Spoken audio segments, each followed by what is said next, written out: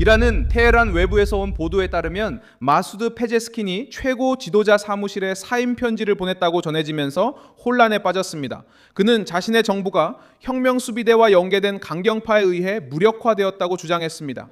이 위기는 도널드 트럼프가 미국과 이란 간의 합의 서명을 보류하고 2026년 6월 1일 월요일에 더 강경한 수정안을 요구하면서 터졌습니다. 워싱턴에서 트럼프는 핵 프로그램과 호르무즈 해협 통과에 대한 명확한 보장 없이 테헤란의 경제적 숨통을 틔워주는 것을 받아들이지 않았습니다.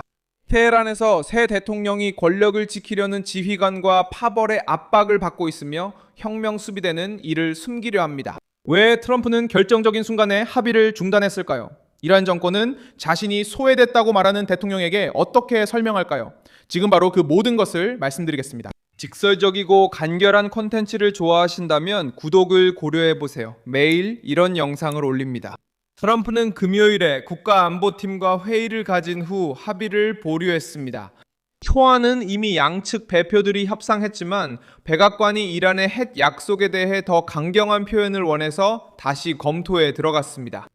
핵심 요구사항은 간단합니다. 테헤란은 휴지기를 틈타 돈을 벌거나 제재를 완화받고 핵 프로젝트를 계속할 여지를 남겨둘 수 없습니다. 이 변화는 이란 계획의 핵심을 건드렸습니다. 혁명수비대는 바로 보안, 국경, 동맹, 민병대, 항구, 경로, 그리고 경제의 전략적 부문을 통제함으로써 권력을 쌓아왔습니다. 외교가 그 권력을 건드릴 위협이 있을 때 지휘관들은 제동을 걸려고 합니다. 이런 분위기 속에서 페제스킨이 사임 서한을 보냈다는 이야기가 나온 것입니다. 국제 언론에 퍼진 정보에 따르면 그는 핵심 결정들이 민간 정보 없이 이루어지고 있다고 불만을 토로했으며 이로 인해 혁명수비대 내에서 더 강경한 파벌들이 힘을 얻게 되었다고 합니다. 마수드 페제스킨은 에브라임 라이시의 사망 이후 치러진 조기 선거에서 승리한 뒤 2024년 7월 28일 공식적으로 이란 대통령직을 맡았습니다. 그는 심장 전문의이자 전 보건부 장관이며 이란 체제 내에서 온건파 정치인으로 여겨집니다. 대통령으로서 그는 대외 대화 확대, 일부 사회적 개방, 경제 회복을 추구하고 있지만 이란의 주요 결정권은 최고 지도자에게 있기 때문에 그의 권한은 제한적입니다. 이란 당국자는 사임을 부인했지만 그 부인은 정치적 타격을 지울 수 없습니다. 이 위기는 테헤란에서만 시작된 것이 아니라 트럼프가 가장 민감한 지점인 약속만 받고 돈을 주는 방식을 건드렸기 때문에 커진 것입니다. 백악관은 수십억 달러를 풀어줬다가 나중에 그 정권이 그 숨통을 이용해 군사체계를 재정비했다는 사실을 알게 된 과거의 실수를 반복하고 싶지 않습니다. 최근 며칠 동안 미군은 해당 지역 근처에서 상업 선박을 위협하던 이란 드론을 격추시켰습니다. 이런 종류의 도발은 워싱턴의 판단에 힘을 실었습니다. 이란은 협상에 참여하면서도 해상에서는 수위를 시험하고 있습니다. 혁명수비대는 이 해협의 중요성을 잘 압니다. 호르무즈 해협을 협박 없이 개방하면 군부의 압박 수단이 사라집니다. 농축 우라늄 통제 수용은 또 하나의 카드를 포기하는 것입니다. 더 강력한 감시가 있는 핵 협상에 들어가는 것은 수년 동안 체제가 지역적 위협을 유지하면서도 대외적 제재 완화를 요구할 수 있었던 회색 지대를 줄이는 것입니다. 그래서 페제스킨이 공경에 처해 보이는 겁니다. 그는 이란 국민들에게 경제를 회복시킬 수 있다는 것을 보여줘야 합니다. 하지만 체제의 무장 세력들은 자신들의 영향력을 유지하는 도구를 넘기고 싶어 하지 않습니다. 트럼프는 이런 분열을 알아차렸고 그 점을 이용해 행동했습니다. 그는 협상의 문을 닫지 않았지만 평화를 선언하기 위해 약한 문서에 서명하는 것도 받아들이지 않았습니다. 미국 팀은 문서가 모호하게 해석되는 것을 막기를 원합니다. 특히 핵무기, 우라늄 비축, 해상 통로, 동결된 자금에 관해서 그렇습니다. 백악관의 논리는 어떤 보상을 주기 전에 먼저 확실한 보장을 받아내는 것입니다. 테헤란이 제재 완화를 원한다면 단순히 시간을 벌고 있는 것이 아니라는 것을 증명해야 합니다. 페제스킨이 이 교착 상태의 상징적인 인물이 되었습니다. 그는 어느 정도의 개방과 고립 완화를 약속하며 대통령에 올랐지만 대통령이 혼자서 모든 것을 결정할 수 없는 구조 안에서 통치하고 있습니다. 실질적인 권력은 최고 지도자, 혁명수비대, 종교기구, 그리고 보안기관을 통해 행사됩니다.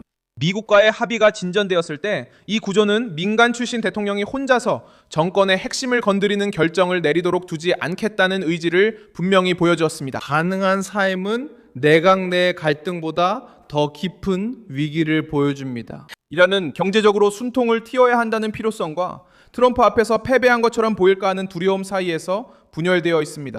거리에서는 인플레이션, 물자 부족, 제재, 그리고 영구적인 대립에 기반한 외교 정책의 대가를 체감하고 있습니다. 군부 엘리트는 또 다른 종류의 압박을 느끼고 있습니다. 강경한 합의를 받아들이면 통제권의 일부를 잃게 됩니다. 거부하면 정권은 고립된 채로 남고 국민들은 더 큰 고통에 노출됩니다. 바로 이 지점에서 도널드 트럼프의 움직임이 더욱 강해집니다. 합의가 거의 준비됐다고 한 뒤 변화를 요구하며 도널드 트럼프는 서명이 단순한 트로피가 아님을 분명히 했습니다. 미국 대통령은 테헤란이 검증 가능한 약속을 하도록 묶는 문서를 원합니다. 이것은 혁명 수비대를 불편한 선택으로 내몰고 있습니다. 만약 이를 막는다면 혁명 수비대는 전 세계 앞에서 이란 국민의 고통을 덜어주는 길을 여는 것보다 내부 권력을 지키는 것을 더 선호한다는 점을 인정하는 셈이 됩니다. 다음 단계는 테헤란이 수정된 문서에 어떻게 답할지에 달려 있습니다. 만약 정권이 변경 사항을 수용한다면 이 합의는 임시 휴전 형태로 진행될 수 있으며 핵 프로그램과 제재에 관한 더 깊은 세부 사항을 협상하기 위해 60일의 시간이 주어집니다. 혁명 수비대가 강경해지면 이란의 정치 위기는 더 심화될 것입니다. 대통령이 이미 약화됐고 의사결정 중심이 지휘관과 이념 세력으로 옮겨진 듯하기 때문입니다. 워싱턴도 이란을 대표해 누가 발언하는지 주시하고 있습니다. 하나는 개방을 약속하는 외교관들과 협상하는 것입니다. 또 다른 경우는 양보를 불욕으로 여기는 세력들이 최종 결정을 내린다는 사실을 알게 되는 것입니다. 이런 의구심이 트럼프의 신중함을 설명합니다. 그는 문서에 자던 틈도 나중에 함정이 될 수 있음을 압니다. 그래서 그는 더 명확한 조건, 정해진 기한, 그리고 어떤 재정적 완화 이전의 보장을 고집합니다. 페사치킨의 편지에 대한 소식은 정권이 단순한 부인으로는 묻어둘 수 없는 질문을 던졌습니다. 돈, 우라늄, 그리고 호르무즈가 얽힌 협상에서 진짜로 누가 지휘하는가? 그 답은 바로 그 갈등 속에 나타납니다. 대통령은 경제적 생존을 위해 협상하려 하고 혁명 수비대는 통제권을 지키려 합니다. 트럼프는 펜을 쥐고 정권에게 진지한 합의와 내부 분열의 공개 중 하나를 선택하라고 요구합니다. 그 결과는 엄청납니다. 즉각적인 결과는 합의가 중단되고 이란 대통령의 권한이 약화되며 혁명 수비대가 압력의 중심에 놓인다는 것입니다. 정권은 강한 이미지를 팔고 싶었지만 이제는 왜 대통령이 바로 미국과의 가장 중요한 합의가 테이블에 올라온 시점에 나가겠다고 말하는지 설명해야 합니다. 테헤란의 다음 대응은 단순히 일시적 휴지기를 정하는 것이 아니라 이란에 아직 협상할 수 있는 민간 정부가 존재하는지를 보여줄 것입니다. 아니면 강경파가 완전히 주도권을 잡았을 수도 있습니다. 저는 밀손 알비스 글로벌의 밀손 알비스입니다. 글로벌 국제 전문가로서 매일 진실하고 정확한 정보를 전하는 것이 저의 사명입니다. 뉴스 링크는 영상 설명란에 있습니다. 이 영상에 좋아요를 눌러주시고 채널 구독도 해주세요. 마지막으로 댓글도 확인하셔서 밀손 알비스 커뮤니티와 더욱 활발히 소통하시기 바랍니다.